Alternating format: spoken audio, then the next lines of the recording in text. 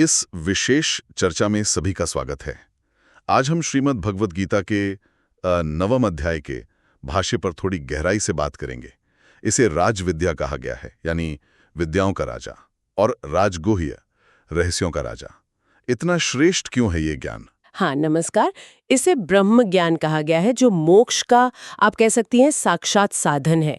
ये 8वें अध्याय में जो धारणा योग बताया था उससे भिन्न है। वो योग ब्रह्मलोक तक तो ले जाता है, पर सीधे मोक्ष नहीं देता। और श्लोक 9.1 इसे गुह्यतम यानी परम गोपनीय रहस्य कहता है। ये केवल अनसूयु यानी दोष दृष्टि रहित भक्त के लिए है। अच्छा, और इसके विशेष गुण 9.2 में कुछ बातें कही गई हैं, जैसे उत्तमम पवित्रम, सर्वश्रेष्ठ पवित्र करने वाला, प्रत्यक्षावगमम, प्रत्यक्ष अनुभव योग्य। बिल्कुल, उत्तमम पवित्रम, प्रत्यक्षावगमम, धर्म्यम यानी धर्म के अनुकूल, सुसुखम कर्तुम करने में बड़ा सरल, और अव्ययम जिसका फल कभी नष्ट न हो, अविनाशी फल देने वाला। ये ज्ञान न केवल पवित्र करता है, इसका प्रभाव, इसका फल भी स्थायी है। स्थायी है, यानी कर्मों की तरह नहीं कि फल मिला और समाप्त हो गया। हाँ, सही कहा। कर्म का फल भोगने पर समाप्त हो जाता है, परंतु ये ज्ञान तो अज्ञान का ही नाश कर देता है, और अज्ञान एक बार नष्ट हो गया तो वो फिर से उत्पन्न नहीं होता। इसलिए इसका फल है मोक्ष, जो सदा रहता है। ये स्पष्ट हुआ। अच्छा, अब एक ऐसे बिंदु पर आते हैं जहां थोड़ी दुविधा हो सकती है कई बार। श्लोक 9.4 में कहा है कि भगवान सारे जगत में व्याप्त हैं, मया ततमिदम सर्वम, पर अव्यक्त मूर्ति हैं, अप्रत्यक्ष स्वरूप वाले। और फिर कहते हैं कि सारे प्राणी भगवान में स्थित हैं, मत्स्थानि सर्वभूतानि, परंतु भगवान उनमें स्थित नहीं है, न चाहम तेष्वस्थिता। ये थोड़ा विरोधाभासी नहीं लगता? हाँ, ये सुनने में पहली बार में विरोधाभासी लग सकता है, पर ये भगवान के असंगत्व को दर्शाता है। असंगत्व यानी किसी से भी संपर्क या लगाव न होना, अछूता रहना। जैसे आकाश है ना, वो सभी चीजों को, ग्रहों को, सबको स्थान देता है, धारण करता है। पर क्या आकाश स्वयं किसी चीज से लिपटा है या प्रभावित होता है? नहीं। वैसे ही परमात्मा पूरी सृष्टि का आधार है, पर वो सृष्टि से सीमित या प्रभावित नहीं होते। अच्छा। श्लोक 9.5 इसे और भी स्पष्ट करता है। पारमार्थिक दृष्टि से देखें तो प्राणी भगवान में स्थित नहीं है। ये भौतिक आश्रय का निषेध है।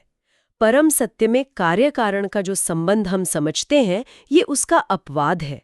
भगवान भूतभृत हैं, प्राणियों का भरण पोषण करते हैं, उनका आधार हैं, किंतु न च भूतस्थ, वे भौतिक रूप से प्राणियों के भीतर उस तरह स्थित नहीं है जैसे कोई वस्तु किसी पात्र में होती है। तो फिर वो जो 9.6 में आकाश और वायु का दृष्टांत है, यथा आकाश स्थितो नित्यम वायु सर्वत्र गो महान, वो इसी असंगत्व को समझने के लिए है कि जैसे वायु सदा आकाश में रहती है, पर आकाश उससे लिप्त नहीं होता। बिल्कुल बिल्कुल। जैसे महान वायु सदा आकाश में स्थित रहती है, सब ओर जाती है, पर आकाश उससे निर्लिप्त रहता है, वैसे ही सारे प्राणी परमात्मा में स्थित रहते हुए भी परमात्मा को बांधते नहीं, प्रभावित नहीं करते। संसार उसी दिव्य सत्ता से पोषित है, पर वो सत्ता स्वयं पूरी तरह बंधन मुक्त है, परम साक्षी है। सृष्टि का आधार होते हुए भी सृष्टि के किसी विकार से, किसी परिवर्तन से सर्वथा परे। ये गूढ़ है। किंतु फिर 11वें श्लोक में ये क्यों कहा कि मूढ़ जन इस सत्य को नहीं समझते, इसकी अवहेलना करते हैं? अवजानान्ति मां मूढ़ा। हाँ, क्योंकि जो मोह से ग्रस्त हैं, अज्ञान में है, वे केवल मानुषीन तनुम को देखते हैं, यानी भगवान के मानव रूप को या बाहरी प्रकट रूप को ही देखते हैं। वे भगवान के परम भावम को नहीं पहचान पाते, उनका जो वास्तविक परम स्वरूप है, जो भूतमहेश्वरम है, यानी समस्त प्राणियों के महान ईश्वर का स्वरूप, उसे नहीं देख पाते। और इसका परिणाम श्लोक 9.12 में बताया है। हाँ, उनकी आशाएं व्यर्थ हो जाती हैं, मोघाशाह, उनके कर्म निष्फल हो जाते हैं, मोघ कर्माणः, और उनका ज्ञान भी व्यर्थ सिद्ध होता है, मोघ ज्ञानः, क्योंकि वे राक्षसी, आसुरी और मोहिनी प्रकृति के भ्रम में पड़े रहते हैं, सत्य को देख ही नहीं पाते। ये तो फिर 9.13 में जो महात्मानः यानी महान आत्माओं का वर्णन है, उसके एकदम विपरीत हुआ। निश्चय ही एकदम विपरीत। जो महात्मा जन है, वे दैवी प्रकृतिम यानी दैवी स्वभाव वाले होते हैं। वे भगवान को अव्ययम भूतादिम अविनाशी और सब प्राणियों का आदि कारण जानकर अनन्य मनसः यानी पूरी तरह एकाग्र चित्त से उनका भजन करते हैं। 14 में कुछ संकेत हैं, जैसे सततम कीर्तयन्तः। हाँ, उसमें बताया है वे सततम कीर्तयन्तः निरंतर भगवान के नाम गुण लीला का कीर्तन करते हैं।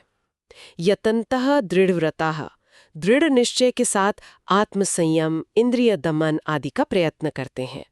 और नमस्यन्तः च भक्त्या बड़ी भक्ति के साथ भगवान को नमन करते हुए उनकी उपासना में लगे रहते हैं। और 15वें श्लोक 9.15 में ज्ञान यज्ञ की बात भी है। हाँ, ज्ञान यज्ञ यानी ज्ञान रूपी यज्ञ से भी उपासना की जाती है। इसमें भी विविधता है। कुछ लोग एकत्वेन उपासना करते हैं यानी परमात्मा को एक ही अद्वितीय तत्व के रूप में जानकर। कुछ पृथक्त्वेन यानी उन्हें अलग अलग देवों या भिन्न भिन्न रूपों में देखकर भजते हैं। और कुछ बहुधा विश्वतोमुखम यानी उन्हें अनेक रूपों में संपूर्ण विश्व के रूप में ही अनुभव करते हुए उपासना करते हैं। अच्छा, यानी मार्ग अनेक हो सकते हैं पर लक्ष्य एक ही है। बिल्कुल। ये दिखाता है कि यदि निष्ठा है तो अलग अलग रास्ते भी उसी एक परम सत्य तक पहुंचाते हैं। और आगे के श्लोकों में 9 से 18 तक भगवान स्पष्ट करते हैं कि वही यज्ञ हैं, वही मंत्र हैं, वही औषधि, घी, अग्नि, आहुति, सब कुछ वही जगत के पिता, माता, धाता, पितामह, जानने योग्य पवित्र ओंकार, वेद, गति, भर्ता, प्रभु, साक्षी, निवास, शरण, सोहरिद और सृष्टि के उत्पत्ति, स्थिति, प्रलय तथा अविनाशी बीज भी वही है। सब कुछ वही है। तो सार रूप में कहें तो ये ज्ञान एक ऐसे परम सत्य को सामने लाता है जो सबका आधार है पर स्वयं सबसे पूरी तरह मुक्त असंग है।